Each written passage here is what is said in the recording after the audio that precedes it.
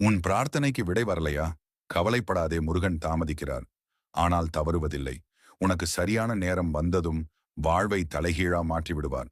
வேலின் முனை போல உன் பாதை நேராகும். எதிரிகள் பேசிய விஷமெல்லாம் வீணாகும்.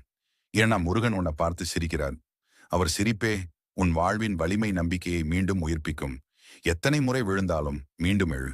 ஏன்னா முருகன் உனக்காக போராடுறார். நீ கண்ணை மூடிக்கிட்டு ஒரு நிமிஷம் சொல்லு, முருகனே, நீ என்னை இழக்காதே, நான் உன்னை நம்புறேன். அப்போதுதான் அவர் வேல் உன் மனசுக்குள் ஒரு வெளிச்சத்தை ரேகையைப் போல வரையும். அந்த ஒளி உன் கஷ்டத்தை எரிச்சிடும்.